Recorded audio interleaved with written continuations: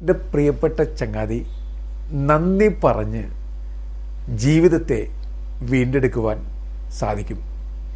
അനുദിന ജീവിതത്തിൽ നന്ദി പറച്ചിൽ ഒരു ശീലമാക്കി മാറ്റുക.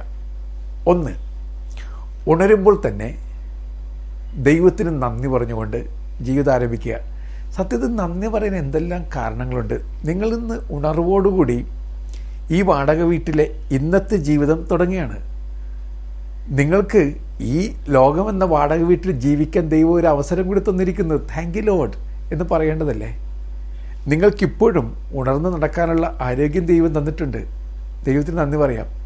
ഇനി ആരോഗ്യം തന്നിട്ടില്ലെങ്കിലും ആരോഗ്യമില്ല എന്നുള്ള ബോധമെങ്കിലും നിങ്ങൾക്ക് തന്നിട്ടുണ്ട്. അതിനും അപ്പോൾ നന്ദി പറയാവുന്നതേ ഉള്ളൂ. നിങ്ങൾ രോഗക്കിടക്കയിലാണ് ഇന്ന് ഉണരുന്നതെങ്കിൽ പോലും ആ രോഗക്കിടക്കയിൽ നിങ്ങൾക്ക് ഉണർന്നിരിക്കാൻ സാധിക്കുന്നുണ്ടല്ലോ. അത് തന്നെ നല്ല കാര്യമല്ലേ? ദൈവത്തിന് നിങ്ങൾക്ക് നന്ദി പറയാവുന്നേ ഉള്ളൂ. നന്ദിയോടുകൂടി ഒരു ദിവസം ആരംഭിക്കുക. നന്ദി പറഞ്ഞു തുടങ്ങുമ്പോൾ സംഭവിക്കുന്ന മാറ്റം എന്താണ്? നമ്മൾ ബയോളജിക്കലായ മാറ്റം ഓർത്ത് നോക്കുക.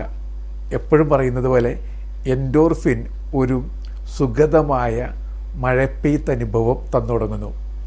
ഓക്സിറ്റോസിൻ എന്ന ലവ് ടോണിക് നിങ്ങളുടെ ഹൃദയത്തിൽ വല്ലാത്തൊരു ഇൻറ്റിമസി ഉണ്ടാക്കുന്നു. നിങ്ങൾക്ക് നിങ്ങളോട് അടുപ്പം തോന്നും, ലോകത്തോടൊരു അടുപ്പം തോന്നും, ചുറ്റുമുള്ളവരോട് അടുപ്പം തോന്നും. So start your day with thankfulness. A grateful heart is A great heart എന്ന് തിരിച്ചറിയുക.